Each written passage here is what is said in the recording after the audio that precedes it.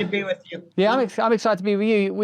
You mentioned, or at least we're beginning to mention, I think, a time when I did a comedy show in the UK, and you came over from America, and we were so excited that you were there, because prior even to the epochal, significant, and genre-defining Roseanne show, you were a controversial and much beloved stand-up comedian. And it seems like for a minute, and this is something I know from my own culture and from my own country, is that for a minute you were sort of able to be utilized by the culture as an example of, this is a working class person that shows that, you know, America is working and that liberalism is working, and look how we're giving a platform to this white trash woman. I'm not saying that's what you are. I'm saying that's how you were used by the culture for a moment. And in a way, we can use perhaps God, certainly your journey. And I know that personally, you're getting a lot of love, by the way, in this chat. Like, you can use your journey and my journey in a sense to track how the culture is changed, how it talks about class dynamics, class politics, how ideas like freedom of speech,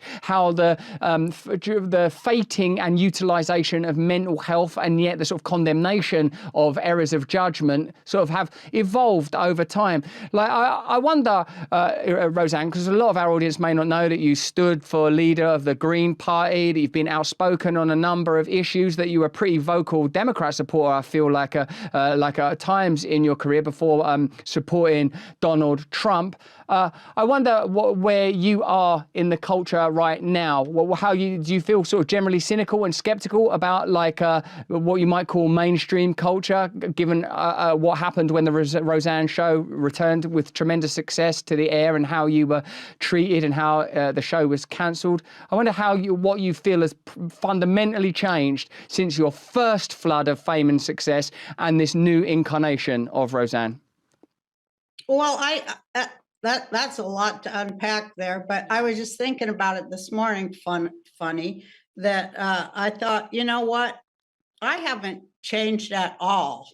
I have the exact same thoughts and beliefs that I had when I first came to Hollywood, as a stand-up comic that wanted to, talk about just regular people who do all the work that makes everything go, and unappreciated working class, and class politics. I haven't changed any of my views whatsoever, but the what do you call that? The hourglass, they do those hourglass flips in the mind control program of the mass media, they do these hourglass flips.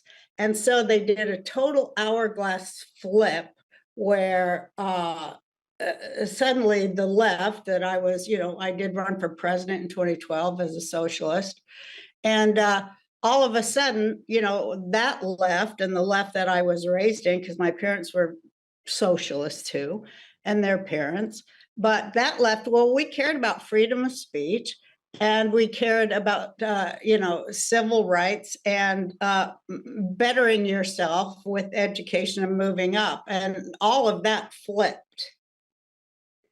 And now it's like the left is not, as I always say, well, the left doesn't seem like your daddy's left anymore. Now it's just a kind of a fascist structure that hates civil rights, hates freedom of speech, hates individual rights, and just says, no, just authoritarian and just repressive, putting its big, can we swear on your show?